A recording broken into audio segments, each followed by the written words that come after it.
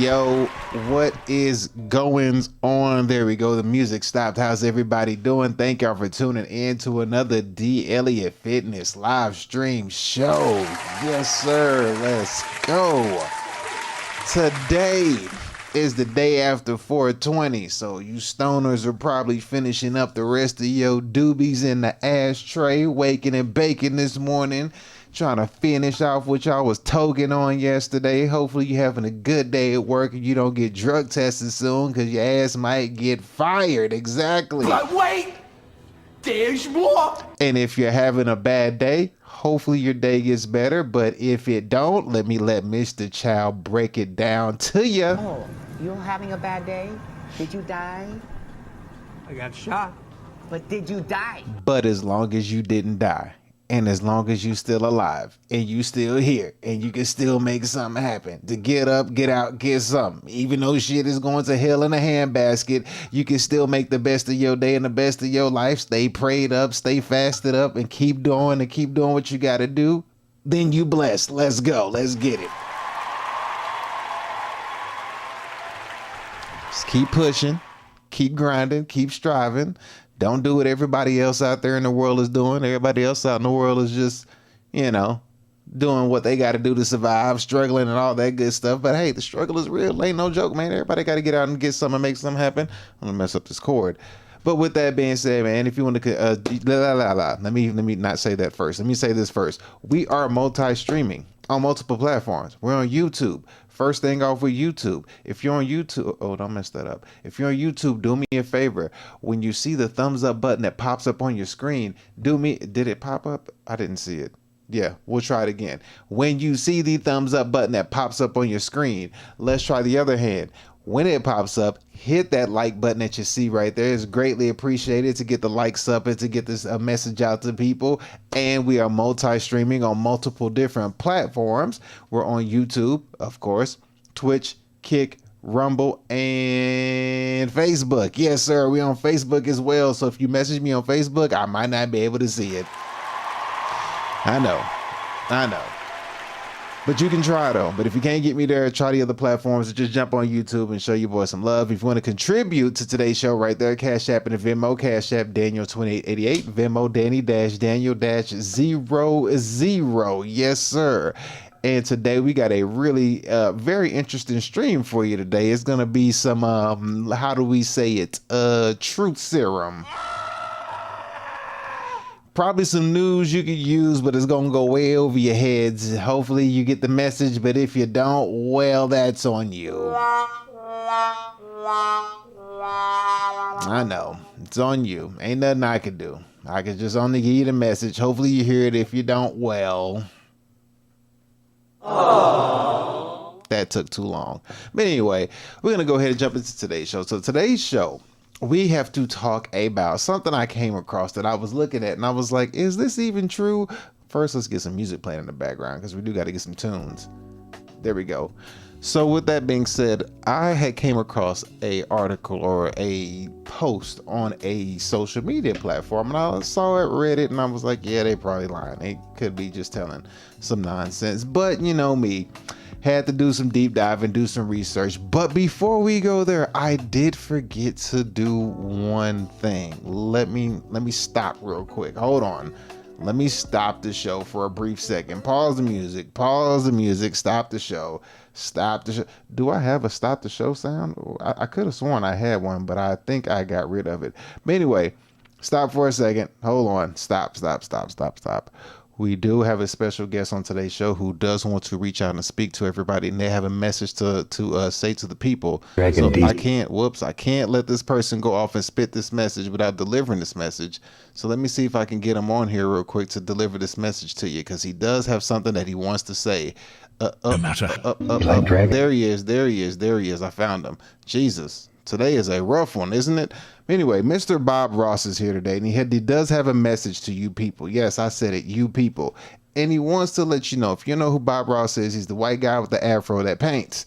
And he used to paint back in the day, but he's still here with us, and he wants to give you a message. So, Mr. Ross, go ahead and talk to the people for a second. You like dragons? Imagine dragging these nuts across your forehead. All right, let's give this little fella a touch of light right here. like dragons? Imagine dragging these nuts across your forehead. All right, let's give this little fella a touch of light right here.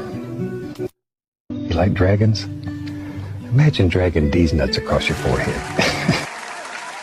Yes, sir. Yes, sir. He wants to drag his peanuts across your forehead. Just in case you didn't know, that must have been a special message for a special group of people, probably the ladies, and I'm pretty sure the ladies were enjoying that one from Mr. Bob Ross himself, because you know he's good with the stroke of the paintbrush. He had to give you that message to let you know if you're having a good day or a bad day. Just let him go ahead and drag his nuts across your forehead. Aww. Yeah, late again. May have to quit using that sound. But anyhow, we do got one more thing we have to acknowledge. We do have one final thing we got to acknowledge. Where is my drum roll, please? Drum roll. We have to acknowledge that we have the Elliott Fitness, ladies and gentlemen, who's the sponsor of today's show. Shout out to him, man. Give him a round of applause, please. Thank you, thank you, thank you. Yes.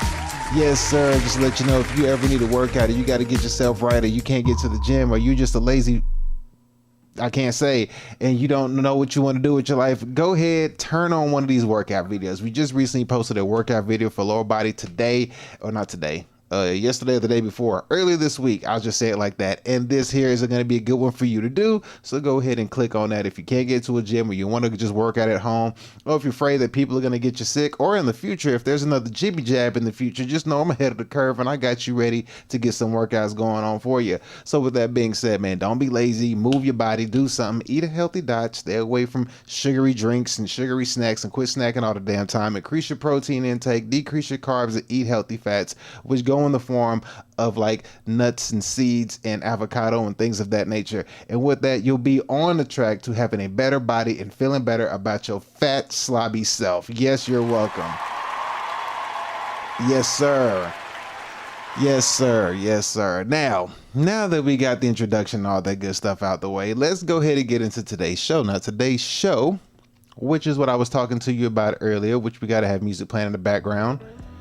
And today's show is I came across a post, and the post had mentioned something. It had mentioned about a Supreme Court that had actually passed something that I wasn't too sure if it was true or false, but I was kind of interested to find out that it might be true. But we're gonna dive in and read the stuff without, you know, going off of some he said, she said, or just reading the internet, because you know the internet,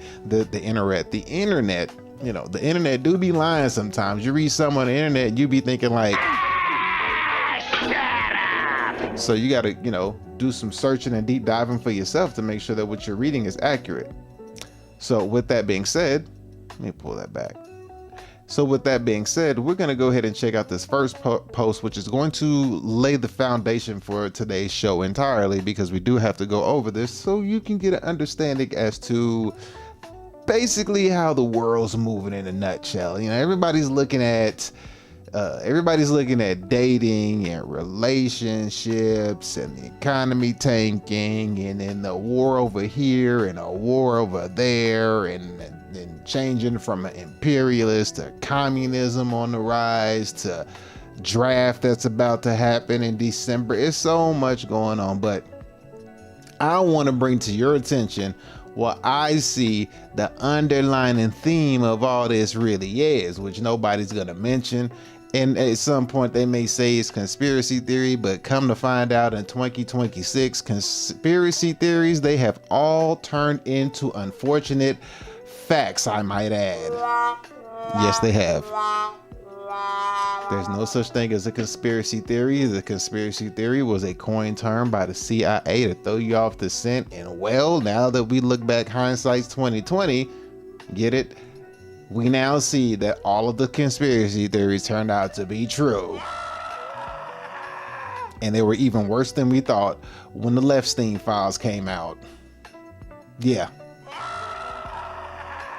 So with that being said, let's go ahead and dive into this first thing, and I guess the whole topic of today's show, because I'm going to have to do a deep dive into this to get you a good understanding of what I see. This is my opinion. This is my perspective. It could be right. It could be wrong. It could just be for entertainment purposes only, just to, you know, give you something to ponder or wonder about, or just something just to think about and not even be true. Anywho, let's go ahead and let's take a look at this first slide. So we see right here, as they would say in Australia, it's the Supreme Court no longer legally classifies mRNA strong flu 19 vaccinated individuals as human. Oh boy, that is no bueno. What do you mean you don't classify them as human? Let's see. We'll read this first. It says the U.S. Supreme Court has outlined that the COVID-19, or should I say the jibby jab, mRNA vaccinated are no longer human, but transhuman and patent eligible. Oh no. Oh my goodness. You're patent eligible. Transhuman. Oh my goodness. Oh my God. One thing to be transgender, now you're transhuman. Wow. I think one thing you had a choice on, the other one you didn't. I guess everything's a choice. It depends on how you look at it. But it says here, it says they have the article, and they said to read onto the article, and it says it's all part of a darker agenda. Oh my Lord. It says, why do they think that they would inject you with nanotechnology and heavy metals, aluminum, mercury, and graphene oxide? What is that? This is some mere coincidence. This isn't some mere coincidence, this article says. I'm not saying these things. I'm reading it just so you don't think I'm making this up. The more heavy metals you have inside you, the more responsible you are, the more responsive you are to electromagnetic frequencies emitted by DEWs, direct energy weapons. They're preparing you for what's to come. And it says the heavy metals and the nanotechnology is now inside all of us. So don't wait until it's too late. We have to be actively detoxing. Yet natural solutions are being silenced, censored, and suppressed. This is exactly why we just put together our ultimate detox guide. Oh, and they hit you with a selling point. Those bastards. Oh my God. We were doing good until you came and tried to sell us something. You bastards. So I guess this whole stream is finna be a farce. I based my whole stream off of a selling point that some fool put on the internet. Good way to go, doofus. Way to go. Now this is just gonna be a farce. All right, so this is the entertainment stream that I'm making up. None of this stuff is true. All of it is false. It's a conspiracy theory. So let's continue. All right, so we're gonna go ahead and go on to the next slide. This is a leaked document on the U.S. Supreme Court's very own website. Outlines a court case on DNA patentability, where it states that mRNA jibby jab individuals are no longer human, but are now instead transhuman and patent eligible. Oh no, this can't be. Et tu, brute. Oh, Jesus, what can you mean? But then we continue on. Document outlines that natural DNA is not patentable. But wait, there's more. Synthetic cDNA is DNA created in a lab from mRNA, which makes it legally and technically different from naturally occurring genomic DNA. Ugh, this can't be true. In other words, mRNA gene therapy is patentable. Lord Jesus. Ugh. Can this get any worse? I don't want to read anymore. It says mRNA vaccinated individuals are therefore no longer legally classified as human, but as transhuman, eligible for patenting. Modern DNA made in the laboratory changes your human genome and DNA within 6 hours to transhuman, validated by the U.S. Supreme Court law with worldwide application since 2023.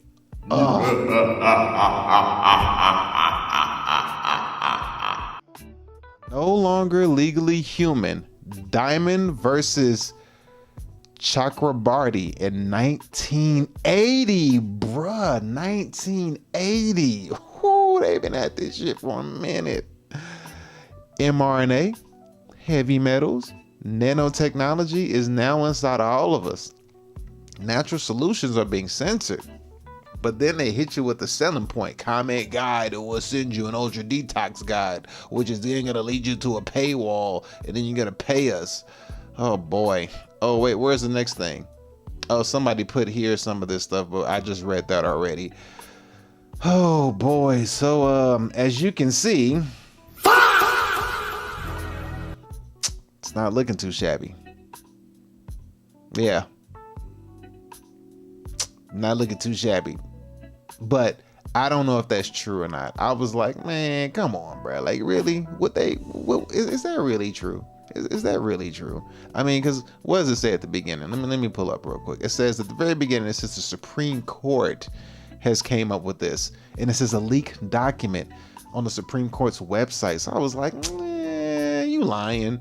I know you lying. Ain't no way. Ain't no way. So, you know, your boy had to do some typing. I was like,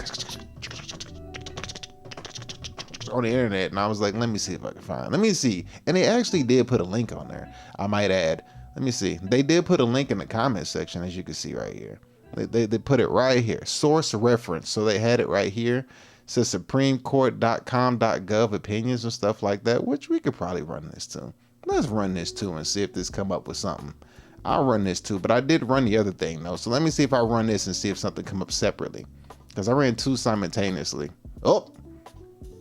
Uh-oh. Oh no, they have removed it.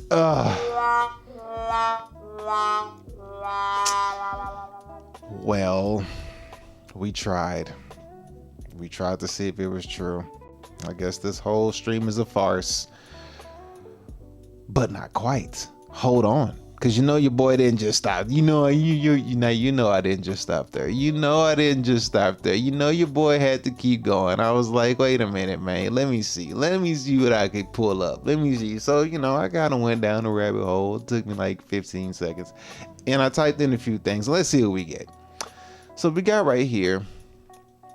It says June 13, 2013. Opinion.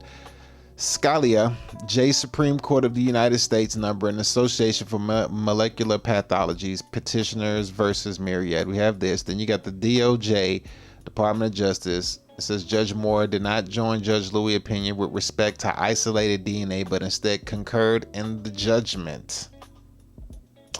Then it says right here, in Association for Molecular Pathology versus Myriad Genetics, Inc. in 2013, the Supreme Court ruled that naturally occurring DNA segments are not patent eligible merely because they have been isolated. But complementary DNA is patent eligible because it is not naturally occurring. Oh no, that's no bueno. That's scary. Supreme Court cases details the specific reasoning behind the patent eligibility of isolated DNA versus cDNA. Oh my goodness. Well, I was like, there's no way that's true. I mean, this is just Google telling me this. There's no documentation proving this. This is just a bunch of like made up jargon on the internet. Anybody could put that on the internet and say that. I mean, AI is lying to me right now. AI tells the whole truth and nothing but the truth. So help it the AI gods, right? So once again, your boy goes down a rabbit hole, and I'm like, man, let me see if this is true. Let me just do some research. Well, unfortunately, I did some more studying, and I happened to come across this thing right here. Oh boy, yeah, let's go ahead and hit that button. Yeah, we'll do that. Well, then what happens is this. It says October term 2012 slip opinion syllabus. Where it is feasible, a syllabus will be released as being done in connection with this case. At the time the opinion is issued, the syllabus constitutes no part of the opinion of the court, but has prepared by the report of the decision for the convenience of the reader. See United States versus Detroit Timber and Lumber Co. All right. Supreme Court of the United States, syllabus, Association for Molecular Pathology versus Myriad Genetics. And we're going to read right here. And we're going to go in and read it. All right. This is where it gets good. Or should I say, hopefully it gets, I don't know. But let's see what this says, okay? It says right here, each human is encoded as deoxyribonucleic acid. And if you can't say that word, just say DNA, because that's what that stands for, which takes the shape of a double helix. Each crosshair in that helix consists of two chemically joined nucleotides. Sequences of DNA nucleotides contain the information necessary to create strings of amino acid used to build proteins in the body. The nucleotides that code for amino acids are exons, and those that do not are introns. Scientists can extract DNA from cells to isolate specific segments for study. That can also synthetically create exon-only strands of nucleotides known as complementary DNA. In other words, cDNA. cDNA contains only exons that occur in DNA, omitting intervening introns. So omitting by admission type thing, if that's how you want to say it. The respondent, who is the Myriad Genetics, says that they obtained several patents after discovering the precise location and sequence of the BRCA1 and BRCA2 genes, mutation of which can dramatically increase the risk of breast and ovarian cancer. I wonder why we have the old pink thing for Breast Awareness Week, huh? I wonder. Why are the titties always at risk? Who knew? This knowledge allowed Myriad to determine the gene's typical nucleotide sequence, which in turn enabled it to develop medical tests useful for detecting mutations in these genes in a particular patient to assess the patient's cancer risk. If valid, Myriad's patent would give it the exclusive right to isolate an individual's BRCA1 and BRCA2 genes, and would give Myriad the exclusive right to synthetically create BRCA-C DNA. Petitioners filed suit seeking a declaration that Myriad patents are invalid under 35 United States Code Section 101. As relevant here, the district court granted summary judgment to petitioners, concluding that Myriad's claims were invalid because they covered products of nature. The Federal Circuit initially reversed, but on remand in light of Mayo Collaborative Service versus Prometheus Labs, the circuit found both isolated DNA and cDNA patent eligible. Oh boy, that ain't good. All right, well, let's keep going down here and let's see what happens. Okay, so Association for Molecular Pathology. Okay, let's see. Held. See what was held. 1 second.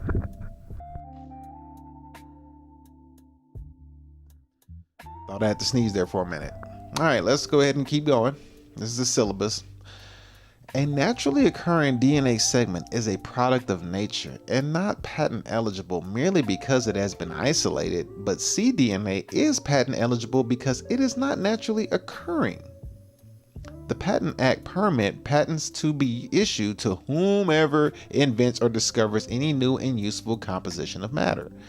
Section 101, but laws of nature and natural phenomenon and abstract ideas are basic tools of scientific and technological work that lie beyond the domain of patent protection.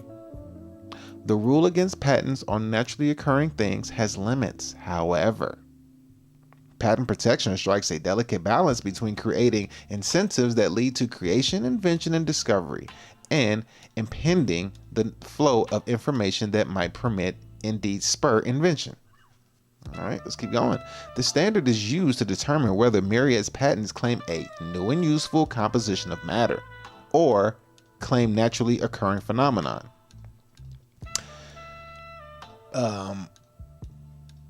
Meridia, I hope I'm saying that right. Meridia. Well, that's what I'm gonna say. I could be wrong, but whatever. Meridia's DNA claim falls within the laws of nature exception. Meridia's principal contribution was uncovering the precise location and genetic sequence of the BRCA1 and BRCA2 genes. Diamond versus Chakrabarty 447 US 303. Essential to the patent eligibility inquiry whether such action was new, with markedly different characteristics from any found in nature. Wow. Myriad did not create or alter either the genetic information encoded in the BRCA1 and 2 genes or the genetic structure of DNA. It found an important and useful gene, but groundbreaking, innovative, or even brilliant discovery does not by itself satisfy the Section 101 inquiry. See the Funk Brothers Seed Co. versus Callow Inoculant Co., if I said that right. Finding the location of the BRCA1 and BRCA2 genes does not render the genes patent eligible. New composition of matter. Oh, I read that wrong. Myriad's patent descriptions highlight the problem with its claim.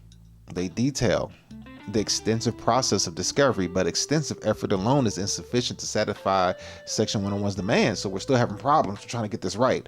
Myriad's claims are not saved by the fact that isolating DNA from the human genome serves the chemical bonds that bind the gene molecules together. The claims are not expressed in terms of chemical composition, nor do they rely on the chemical changes resulting from the isolation of a particular DNA section. Instead, they focus on the genetic information that is encoded in the BRCA1 and BRCA2 genes. Finally, Myriad argues that the Patent and Trademark Office's past practices of awarding gene patents is entitled to deference, citing case law, a case where Congress had endorsed a PTO practice in subsequent legislation. There has been no such endorsements here, and the U.S. argued in the Federal Circuit and in this court that isolated DNA was not patent eligible under Section 101. All right, so we're back at it again. All right, so here we go. Back at it. cDNA is not a product of nature, so it is patent eligible under Section 101. cDNA does not present the same obstacles to patentability as naturally occurring isolated DNA segments. Its creation results in exons only molecules, which is not naturally occurring. Its order of the exons may be dictated by nature, but the lab technician unquestionably creates something new when introns are removed from a DNA sequence to make cDNA. Oh no. This case, is important to note, does not involve method claims. Patents on new applications of knowledge about BRCA1 and BRCA2 genes or patentability of DNA in which the order of the naturally occurring nucleotides has been altered, affirmed in part and reversed in part. Supreme Court of the United States. The opinion in the subject is formal revision before publication to the preliminary print of the U.S. reports. Readers are requested to notify the reporter of decisions, Supreme Court of the United States, Washington, D.C., 20543, of any typographical or other formal errors in order that the corrections may be made before the preliminary print goes to press. And then we go down and we read, but I'm not going to keep reading because it's a lot to read. But what I will do is we'll go down here to the conclusion on page 34 and wrap this thing up. Conclusion. And let's see what we concluded after all of that talking. All of that we talked about, it says, the judgment of the Court of Appeals should be affirmed insofar as it holds that cDNA is patent eligible, and reversed insofar as it holds that isolated but otherwise unmodified DNA is patent eligible. Respectfully submitted January 2013.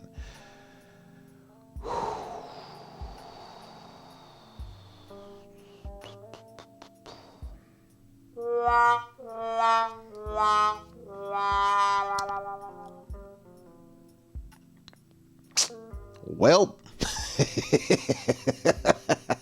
there's that. Oh boy. Well, there's my case I pleaded. All right. Well, let's dive deep and see what that really means. So now that we found out that since 2013, cDNA is patent eligible, meaning they can own your ass without a contract. No longer, so they have extended the reach beyond contract law and have extended it to what is inside your body law. And now your ass is mine with a patent. Oh my goodness. How do we basically say this in a nutshell? This is what I hear.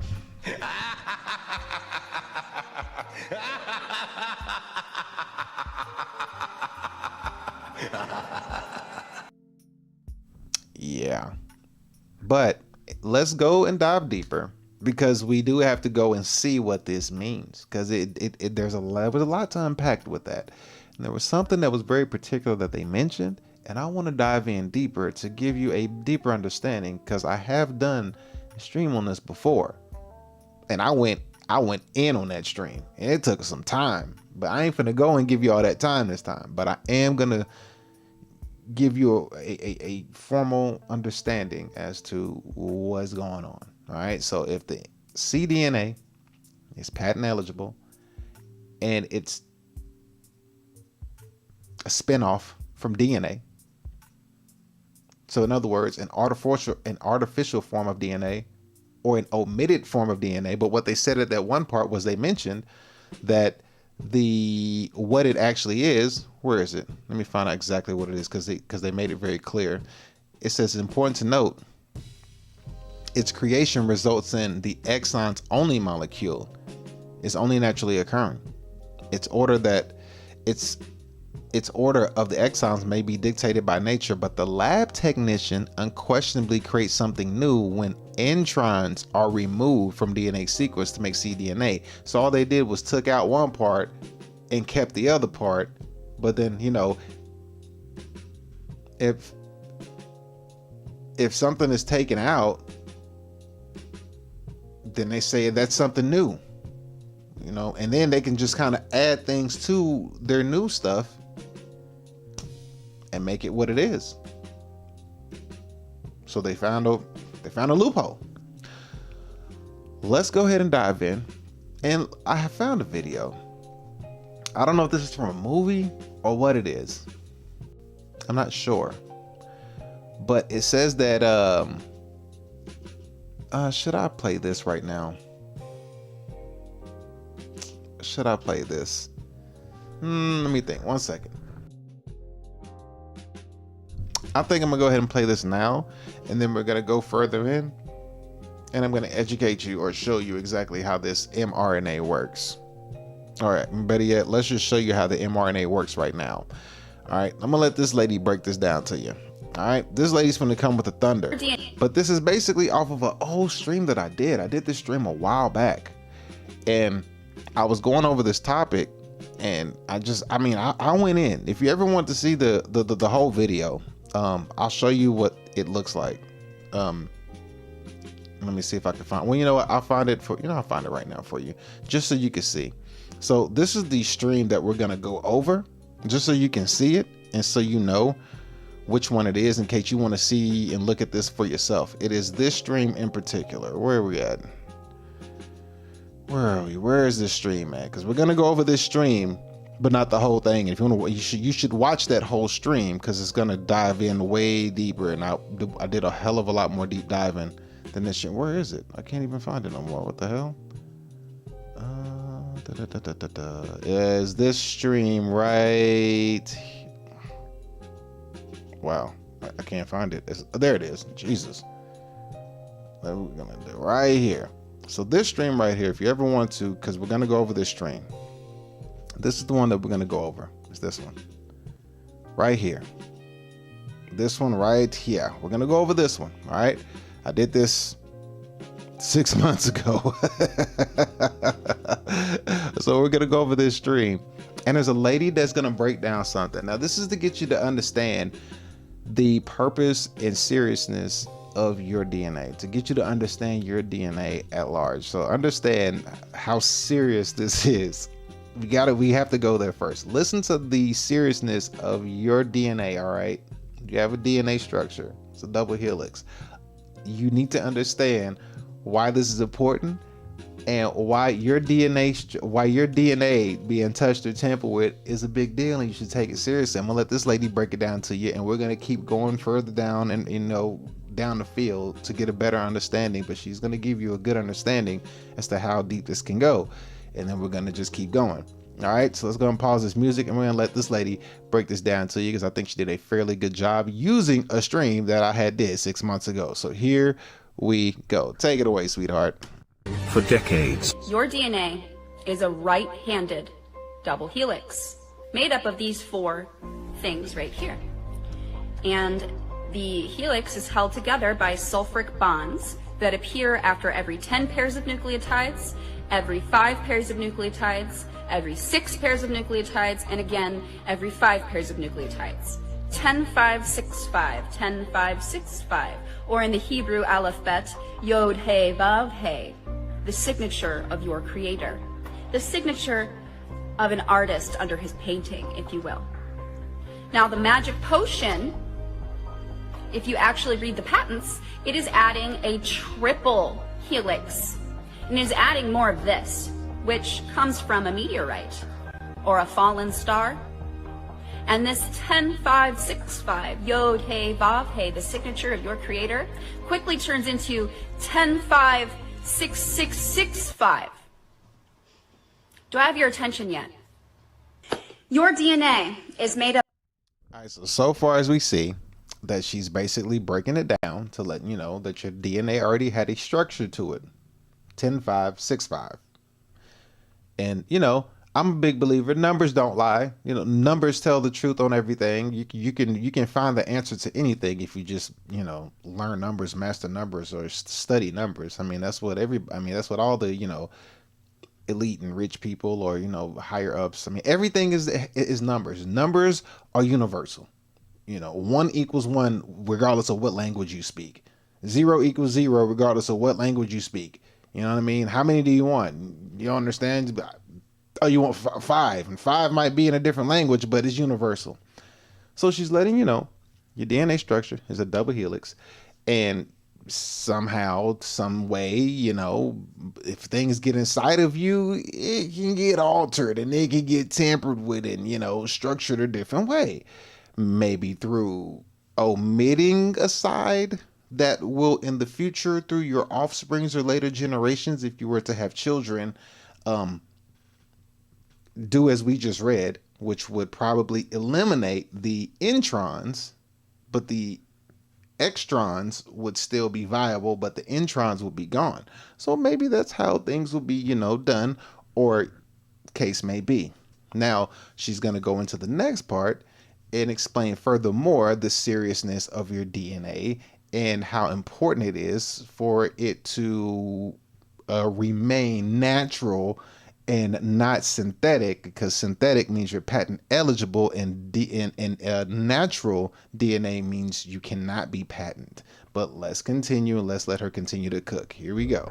Up of 72,000 genome from your mom, 72,000 genome from your dad, equaling 144,000, God's perfect image, a very prominent number in the Bible.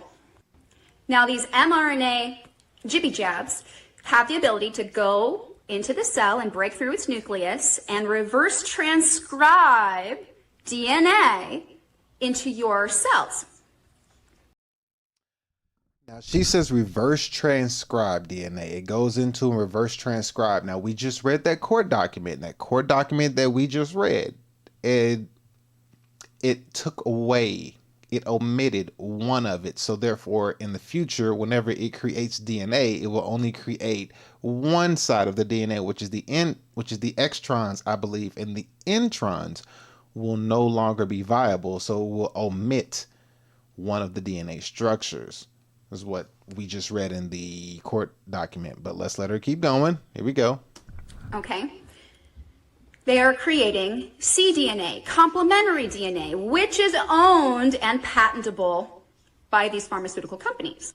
This mRNA carries instructions, a payload, and it is adding an additional 72,000 genome to your DNA, which would make it 216,000, or 600 threescore-and-six, which is 600 times 60 times 6. There's your 666.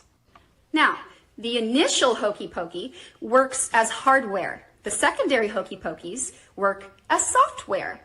And the graphene oxide works as a conductor for, these toxic lipid nanoparticles and the nanotechnology to self-assemble into devices. And they are self-assembling into medical devices inside the body that will read your biometric data and also create nanochips that are receiving and outputting information and generating a MAC address. Anyone who has these jibby jabs, you have a MAC address. You show up marked as a network on Bluetooth. You can test this for yourself. They also contain DARPA hydrogels, which form. Okay, so therefore, as we're seeing, it gets deeper. So therefore, if you take away one thing and become patent eligible, then in future senses or future living, I should say, in future existence, then what is put inside of you is then at that point obligatory, because therefore you are no longer a natural DNA human.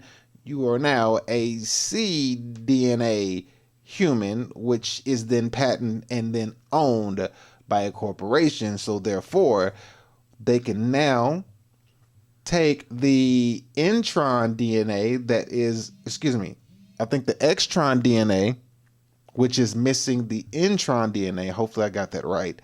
Whatever it is missing one of them, but now they can start to add to the other component of the DNA structure, which then, as she's saying, nanotechnology can get involved and they can start to put in whatever they want to inside of you, because under patent eligibility, you're owned. And I'm pretty sure if it's patent eligibility and you fight the ownership of the patent, well, I think that's going to end up, you fighting back is going to end up in a severe case of you getting, they're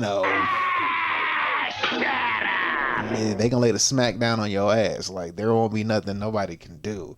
So as you see where this starts to head, but you understand, it said that natural DNA is not patent eligible, but cDNA is, and they've already, and with that said, they can add something or make it to where the DNA only does half of the job, which then creates a new thing, and then they can start to add stuff to change your double helix to a triple helix, which then in the future you're patent eligible. So therefore, you kind of get where this is headed. But let's let her finish up. Let's let her finish cooking. She's almost done.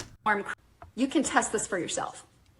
They also contain DARPA hydrogels, which form crystalline antenna and move in a fractal manner through your brain, making its way to your pineal gland.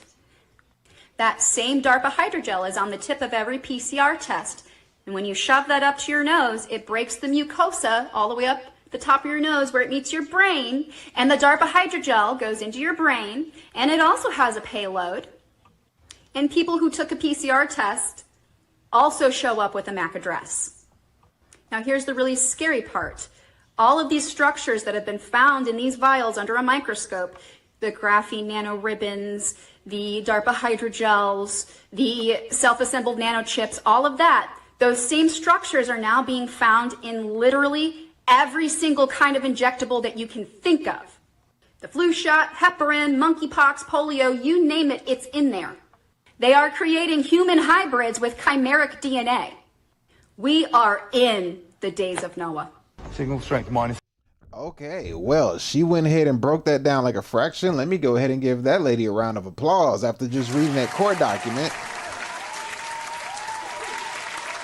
She lined up to what we just went over. She actually lined up with it and said, hey, this is what it is. And we see after reading this document that I just gave you, which is this court document here, I'll show you again in case you weren't here to see it. After reading this court document, oh, God dang it, where is it? Here it is. After reading this court document, which, by the way, is on the, what website is this? It's a DOJ website? Whoever website it is, but it's somebody important website.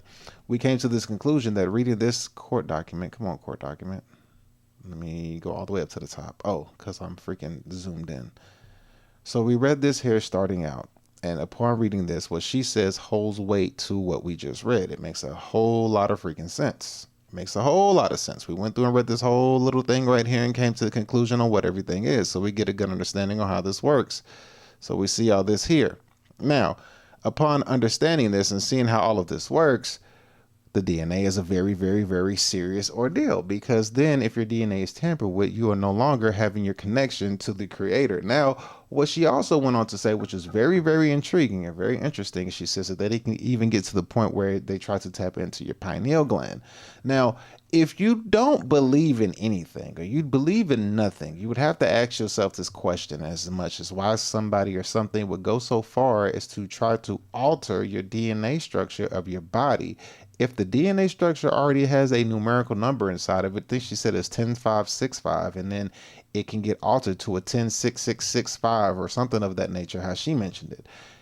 And then try to alter the DNA structure and then even get to your pineal gland. At some point, you'd have to ask yourself, what is the purpose of doing all this? Like, why would someone want to go this far to do this? Hell, is this even true? Is it just a bunch of made up mumbo jumbo-ness?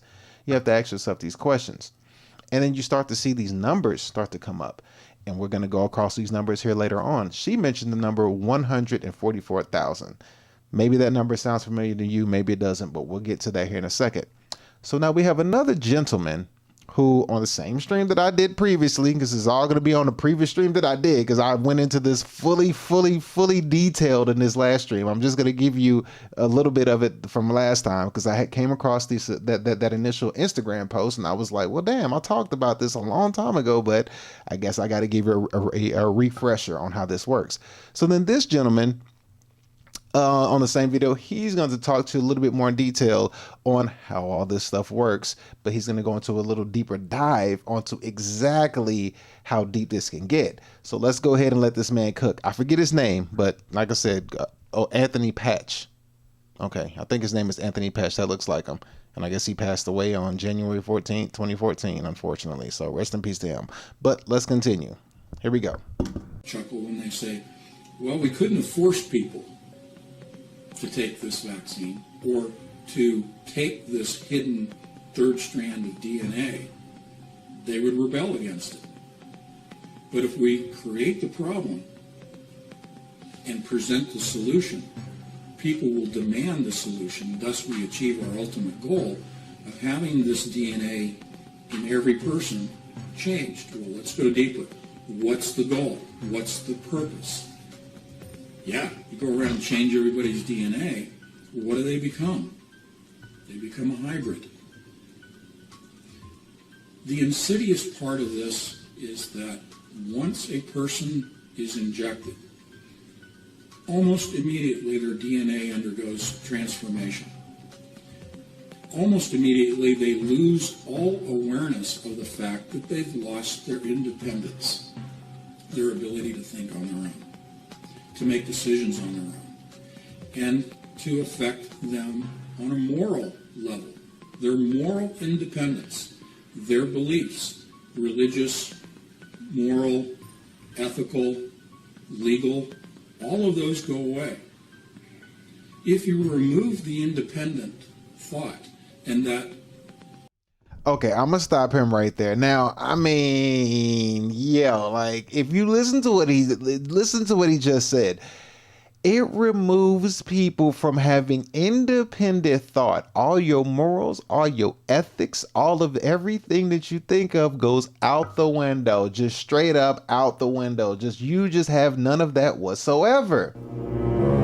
Now, Ask yourself right now, when you use your 2 eyes and your ears and you look around the world and you look on your phone device, whatever the hell it is, does it not look like we're already exhibiting that shit already?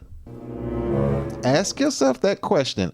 Does it not look like we're already exhibiting that already? Now, if you take it on another level, this is how I look at it, right? This is one thing that I've looked into and I thought about. I was like, man, a lot of these women, I have to use the women because the women, as crazy as they are, they, you know what? No music. They like to go under the knife. Right, they go under the knife. They do they get injections and BBLs and tummy tucks and mommy makeovers and breast reductions and breast implants and they injecting the Botox in the head and all that. Now, when you think about it, you have to ask yourself this question now: how in the hell, with what he just said, you would have to ask yourself, is all this stuff that's been put into these women through the miracles of modern science, through the health and beauty corporation, is that being trickled into women nowadays? Because we see women nowadays, no moral compass, confused, no ethics, nothing, out the window. So society is in a whirlwind. It's in a spin. It's in a crazy, like, what do we do? Where do we go? And the alignment of nature, of following the laws of nature, have been clearly altered. Nobody wants to follow the path of family anymore. The individual is a big thing. No moral compass. The way you see things is completely blurred, and you can't seem to get back to a state of, like, I don't know why I feel this way, but everything is just material, but there's no sense of fulfillment whatsoever. And with what he just mentioned, that will make a lot of sense. I mean, if I was in that position, I was wanting to do the whole world, and that would be the perfect target, would be to use women with their beauty, because they want to inject shit in their body. I mean, they go under the knife, they be sleep, they want to look good. You don't know if I'm sticking shit in your head with Botox. You don't know that when you get a mommy tuck or a mommy makeover or a BBL or your titties getting done, you have no idea that I'm sticking just a little bit of something inside of you that's going to destroy the molecular structure of your DNA, and for your children in the future when you have more kids, if you have more kids. So even if you die without kids, it's okay. But if you do have kids, I got them too. Like, think about it. What he just said made a lot of sense. It made a lot of sense. And you have to look at it from that perspective. At least I look at it from that perspective. You don't got to look at it from that way. But to me, it makes a lot of sense because it explains the moral compass. It explains the way things are going. It's like, oh, snap. Now, we just saw that patent or whatever that, or not law, not patent, but whatever that law was to patent cDNA, that was back in 2013. 2013. And they've been playing with this stuff since allegedly 1980, which means they've been doing it way before then. I mean, hell, you could almost, honestly, you can probably go as far as to say that the story of Noah, like Noah carried all them animals on the boat through genes instead of like actual animals. He probably carried all the animals on the boat through gene splicing, or just carried like a piece of their DNA and then was able to, later on, genetically, put them back together. If you get what I'm saying, I'm saying too much, but with what he said, that holds a lot of weight. That makes a lot of sense. So now we have another video that I had, well, not another video, the same video, but this is going to show a study from MIT Technology Review by a person who did a review by the name of David Liu on gene editing at Harvard University. What's up, Tiny Aim? What's good, sir? Good to see ya. And I'm just going to show a quick clip of this because he's going to speak on CRISPR. which I'm not going to go into CRISPR, but just to show you a little bit of a case study that they did back at MIT with David Liu with gene editing and how they present it to you. So let's go ahead and take a look at this. So let's go ahead and do a quick clip on this and let's see what this is about. Here we go. Right here, gene editing in human volunteers to treat everything from cancer to HIV and blood diseases, according to a tally chart with MIT Technology Review. You know, so they disguise it as, hey, we're treating you, but remember, it's a treat. It's a treatment. It's a treatment. Nothing can cure you. Only thing that can cure you is nature.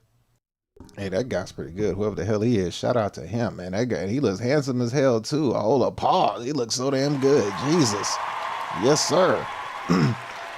But as you can see though, gene editing in human volunteers. Humans been volunteering to get their genes edited, but they did it under the guise to cure cancer, to cure HIV and blood diseases. Right now, we have an epidemic of people catching HIV out the ass. If you don't know, go look this up.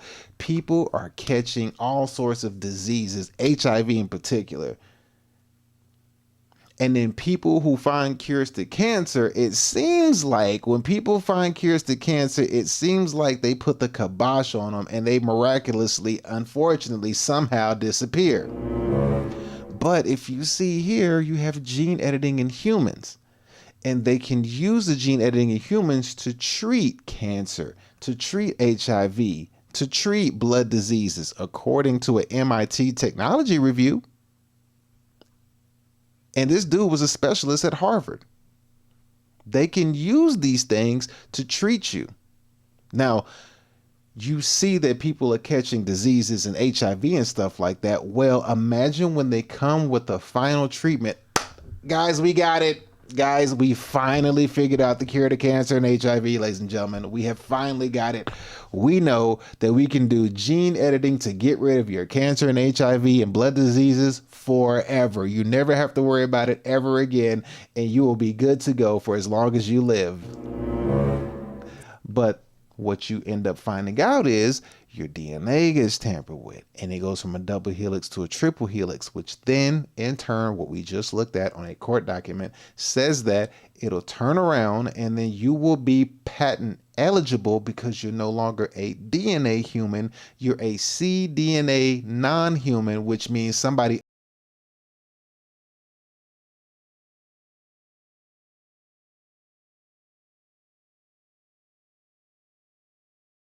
clear that this is going to have a pretty detrimental effect as time goes on. Like, you're not going to be able to weigh this shit down. This shit's going to be pretty brutal as time goes on. It's going to be pretty brutal. Now, we're going to get into the special number. The special number that we keep seeing, 144, 144, 144. Now, let me go in on the same video that I did. And this is going to talk about getting into the 144,000 that we always keep seeing and why that number is so prominent and why it means so much. But we're going to look in and find out using what's the word, documents that you can find, because these are actual documents that I have found. And when I look at it, you can see it. I mean, annotating individual human genomes. These are documents you can find where they write in what they've been doing and how they've been doing it all along. It's just, you know, some motherfuckers don't like to read. I like to read. It's very interesting when you start to read stuff because, you know, knowledge is everything. You know what I mean? Knowledge is what you need. You know what I mean? So I'm going to go in and we're going to watch this video, or this clip, I should say, clip of a video of some handsome ass dude. And he's going to show you a little bit more of the information that they have, explaining to you about how the individual human genomes and how many there are within each human, or what the average amount is. So let me go ahead and go into this handsome ass dude that I enjoy looking at. Let's see what he has to say. Documents. Well, I found them. It's not just something that they had on their video. Like, I actually was able to find it, and And as they said earlier, advances in DNA sequencing technology made it possible to rapidly, accurately, and affordably sequence entire individual human genomes. As impressive as this ability seems, however, it will not likely amount to much if one cannot extract meaningful information from individual sequence data. What would be the meaningful information that they're trying to get? Annotating variations within individual genomes and providing information about their biological or phenotypic impact will thus be crucially important in moving individual sequence projects forward, especially in the context of the clinical use of sequence information. So I found this. This is actually, you can actually find this. And when they were talking in that video, I was like, I don't want to just take their video as the gospel. I was like, if they can find it, or if they can have that paperwork, I should be able to find it too. And there was another part in there, was right here when they spoke on this part right here. Where is it? Right here in this section right here where they talked about it. I'll start right here in this. I'll just read from the top. 2 additional studies have considered annotating genomes of multiple individuals. Consider disease association-based annotation and ancestry of 10 recently published individual genomes. Explored the frequency and likely functional impact of variants identified in 20 individuals' whose genomes, and although they did not consider detailed annotations of each individual, they did characterize the number of likely deleterious and novel mutations per genome, and found that on average, each human genome may carry as many as 144,000 unique variants. That right there, 144,000, each human carries 144,000 unique variants. 144,000. They carry 144,000 unique variants is what we keep coming across, what we keep seeing. Now, that one lady, she broke that down to a science. She broke it all the way down to a science. She was like, look, this is how this works and this is what this is. Now, if you probably ask Google or something, it's not going to tell you this. It's going to be like, no, that's not true. It's actually this number and that number. But you have to think, whenever you're talking about DNA structures, I've been talking about this, which was the stream I did yesterday or the day before or whatever. I was like, look, when we're talking about people or humans, do we really think that we're dealing with just humans, or are we dealing with different races over an extended period of hundreds of thousands of years or millions of years that are still here to this day, that can astral project, that can, clone, that can use a human vessel and take the consciousness from the human and walk around and just be like, I'm a different race inside of a human body? You have to ask yourself that question. Now, when you look at the number 144,000, where does that number come up at? Where does it come up? Because it's not just a magical number. It's not a magical scientific number that we keep seeing. It's not magical. But let's go ahead and see what the characterized of 20 sequenced human genomes are.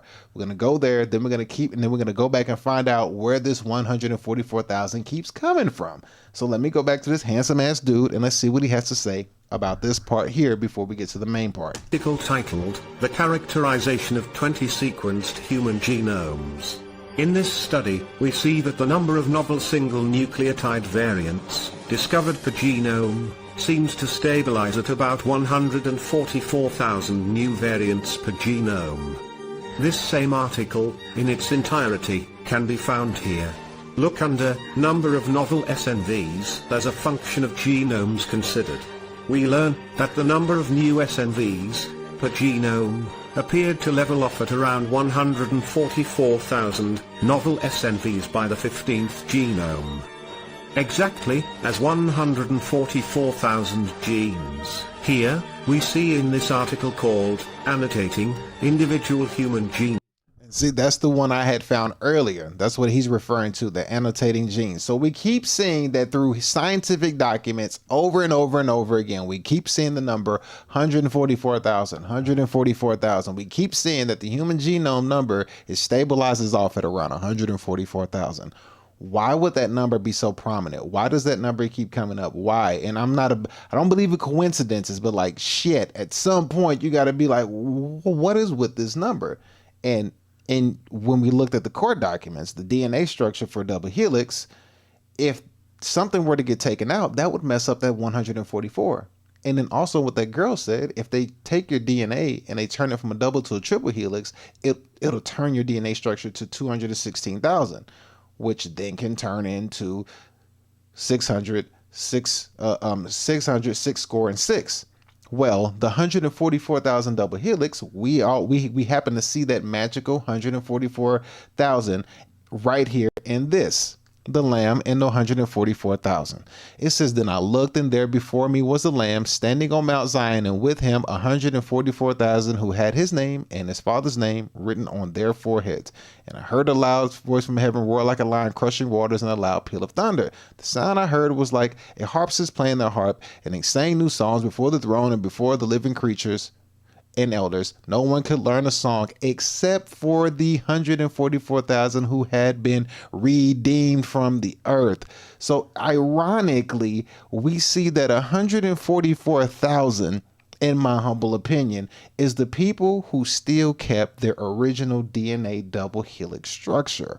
Hopefully over time, we haven't been altered with the things that they've put inside of our bodies, whether that be medicines or if we've taken any shots over the years or any time. Hopefully we haven't, unfortunately, suffered that consequence of having our DNA structure altered to a triple helix from a double helix. Hopefully that's not the case, but I always say, in order to repair your DNA structure, I'm always under the impression of frequency, fasting, and prayer.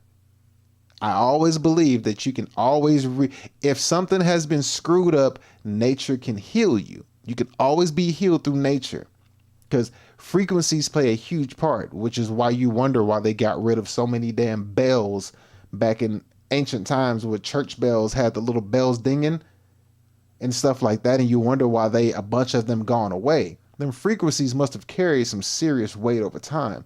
So using certain frequencies, fasting, and I would say praying, has to have a profound effect that can heal the DNA structure inside of the body that's, been tampered with over time. Because nature over time, if you destroy nature, give nature time, nature will come back. It will restore itself over time. It just always does. That's always seemed to be the case in point. You know what I mean? Like there's some dead grass or something, or an abandoned building. Like nature seems its way through. You know what I mean? Unless there's like like a nuclear, place that has. But even then, you still see nature find its way through.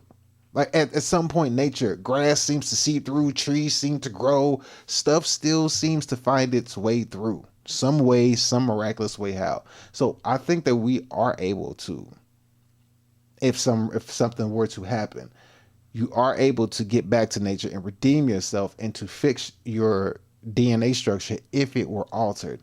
It's just that you would have to figure it out, know, or be able to feel, and just go through the work and just fast regardless. You don't even have to know. Just take time out and just don't eat and drink shit for like 48 hours and do that periodically, like once every month, just to,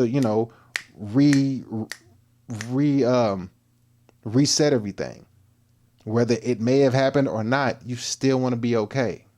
Because truth be told, in the text, the Bible, it says that you should be fasting periodically throughout your life. So why not try it, or do it? I shouldn't say try it. Why not do it just to be on the safe side of things? Because it ain't hard to believe that, motherfuckers is tampering with shit. All right, so let me get on to this. Now, I found this thing, and I also found this document by a guy named, what is his name? Rudolf Steiner, I believe. And he had a very, very, very intriguing article that he written way back in he could have written this in the late 1800s, early 1900s. But he wrote this book, but he had this particular section in this book that had a extremely intriguing message that I just could never get over, because it's like, why would you say this? But then again, when you start to look at things and tie things together, it makes sense. When you tie this to what we're talking about now, it makes an astronomical amount of sense. This is Rudolf Steiner. You can look him up and look at the future. In the future, we will eliminate the soul with medicine. Let me go ahead and read this to you because he had wrote this in a document or whatever it was. Just type in his name and write in the future, we eliminate the soul with medicine. You'll be able to find him. Rudolf Steiner. I think that's his name. And it says right here, in the future, we will eliminate the soul with medicine. Under the pretext of a healthier point of view, there will be a vaccine by which the human body will be treated as soon as possible, right at birth. So the human being cannot develop the thought of existence of the soul and the spirit. Materialistic physicians will be entrusted with the task of bringing out the soul of humanity. As today, people are vaccinated against this or that disease, so in the future, children will be vaccinated with a substance that can be produced precisely in such a way that the people, thanks to this vaccine, will be immune to being subjected to the madness of spiritual life. They're literally calling spiritual life madness. They're saying they're going to give you a vaccine in the future that will be immune to spiritual life. Think about that. They would be extremely intelligent. The people who, listen to this part, this is important. The people who are immune to spiritual life, so the people who can no longer get in touch with the spiritual and are 100% materialistic, who have a altered DNA structure and can no longer reach the spiritual level but are forever materialistic. Listen to how these people are. They will be extremely intelligent, but they will not develop consciousness. And that is the true goal of some materialistic circles. With such a vaccine, you can easily make the etheric body detach from the physical body. Once the etheric body separates, the relationship between the universe and the etheric body would become extremely unstable. And man would become an automaton because the physical body of a man must be polished on this earth by spiritual will. Then the vaccine becomes a kind of aromatic force. Man can no longer get rid of the materialistic sentiment that has been given to him. He becomes materialistic in constitution and can no longer elevate himself to the spiritual. God dang.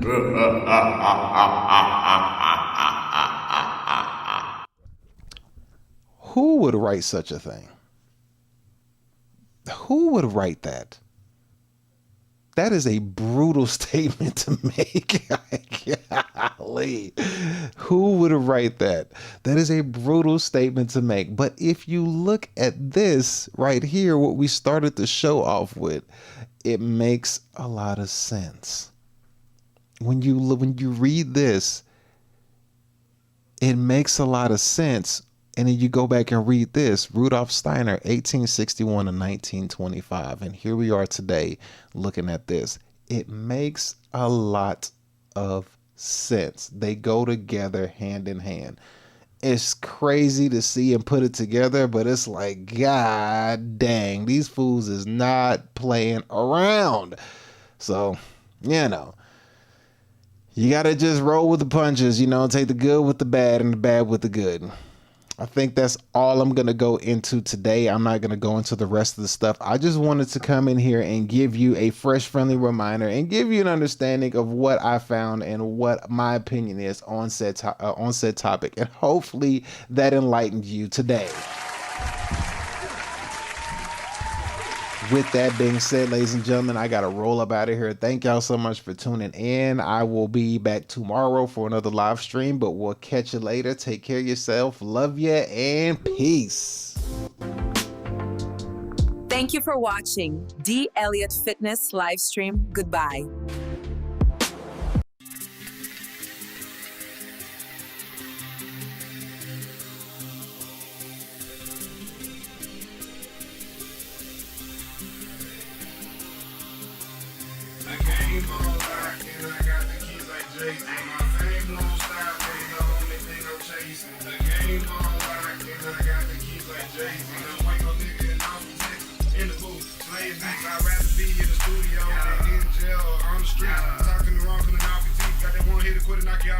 It's big on, baby, I'm out of meat.